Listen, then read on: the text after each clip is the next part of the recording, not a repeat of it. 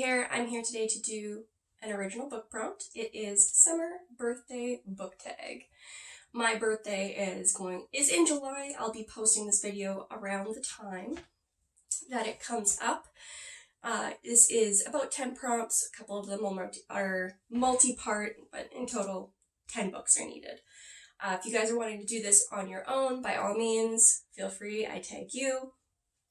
Or just, credit me as the original tagger.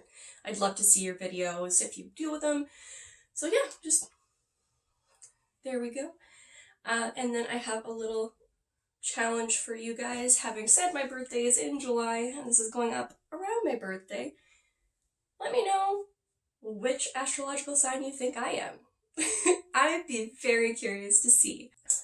And with that, I'll just jump right in. My first prompt has 3 parts, and it is the astrological signs for summer. First is Cancer.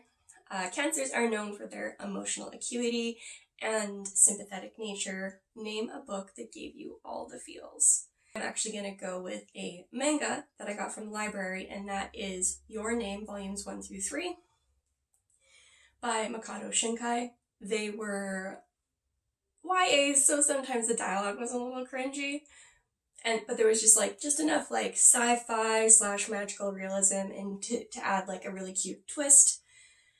And there are multiple timelines, and I think they just did a really good job of meshing them and getting you to root for the main characters because it is a romance on top of everything else. The second part of this prompt is Leo. They are known for being vibrant, confident, and determined. Name a book with a wild adventure. For me, I picked The City We Became.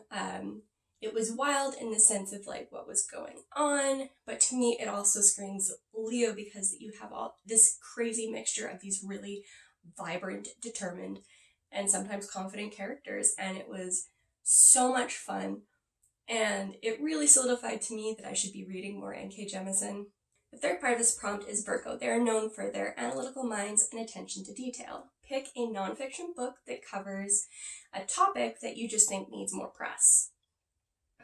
For me, I picked Baseball's Leading Lady by Andrea Winters. I actually have that on my nonfiction shelf. It was an amazing book for me to read. It really highlighted the importance of the Black leagues in the 30s and 40s for Major League Sports because a lot of the mainstream Major League Sports were still segregationist and had a whites-only rule. On top of it, you follow Effa Manley, who is one of the first who was the first Black female co-owner of a team. She also helped manage, and she is currently the only woman in the Baseball Hall of Fame for what she did for the league and for her team. It was an incredible read. I cannot emphasize enough how much I think it's worth reading. Prompt number 2 is early or late birthday parties. For anybody who, like me, had a birthday over summer holidays, knows how hard it was to get your friends to come over on your birthday. So you'd either do an early birthday or a late birthday. We almost always did early because I was more towards the front half of summer.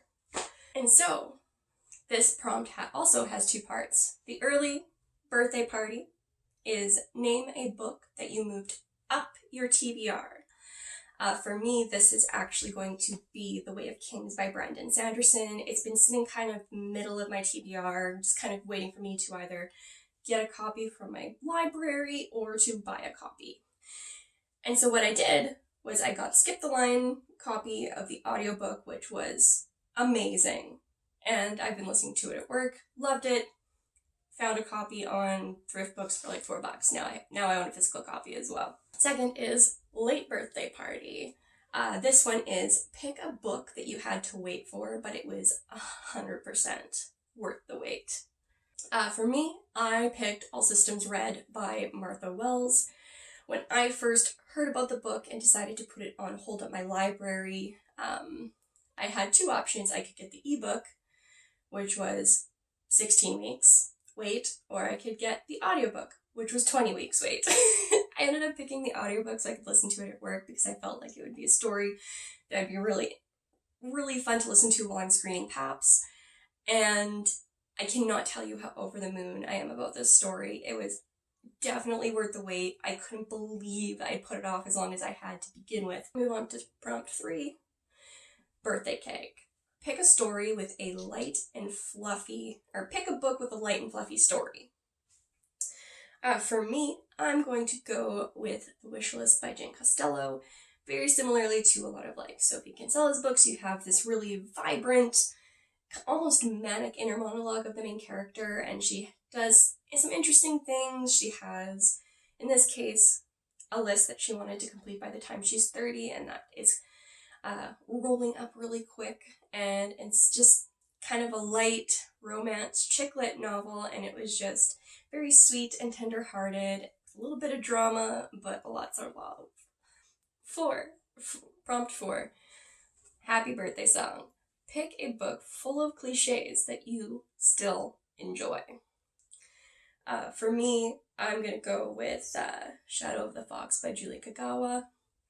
And for me, this has a lot of YA tropes in it, both kind of like that opposite attracts. You have one character who's super naive and one who's super jaded, and they come together and go on this grand adventure. I really did love this story. It was just so fun and cute, and you just had these two little innocent cinnamon rolls of main characters. And I thought that there was a really interesting twist by using Japanese folklore, something I was not familiar with. But yeah, lots of YA fantasy romance tropes in that series. 5, blowing out your candles. What is one bookish item that you wish you had? I personally had a little bit of a hard time coming up with this because my go-to answer is usually like bookshelves, but I have another bookshelf coming. And so I would almost like something like my TBR, the service I'm using that recommends books, but like does it once a week and uses my bookshelves as clues. I don't know, like I love finding new books and reading new books, but I'm not really awesome at searching them out on my own, so I would love a service that does that more regularly for me rather than every quarter like my TBR does. I mean, another option is literally to take my husband to a bookstore and say, please pick books for me, which I plan to do for an upcoming video. Not anytime soon, but upcoming. 6 is gifts.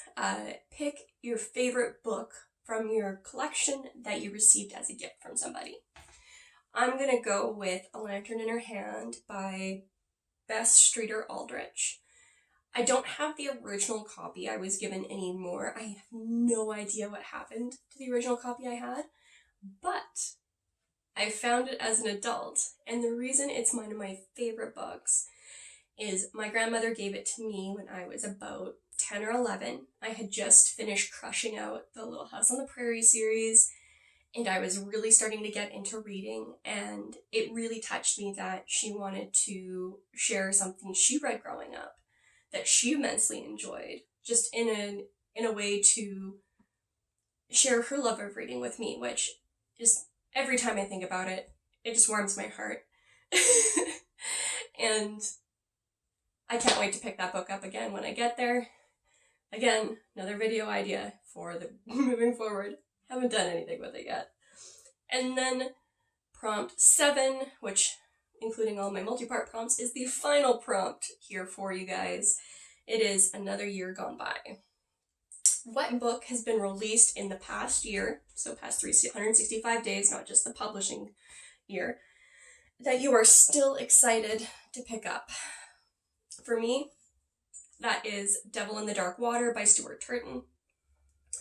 I have now picked up a physical copy, as you guys will see in an upcoming book haul video that I'm doing, and I loved The 7.5 Deaths of Evelyn Hardcastle, and I absolutely cannot wait to pick up another kind of dark mystery by this author. He really knocked it out of the park with The 7.5 Deaths of Evelyn Hardcastle, and I can't wait to do it again. It's a secular, it's not secular, it's an isolated, kind of dark toned mystery novel, and it just really appeals to me. I'm not a huge fan of like mystery detective novels, but he did so well in the first one. I'm really excited to pick it up, and he might be one of my new favorite authors.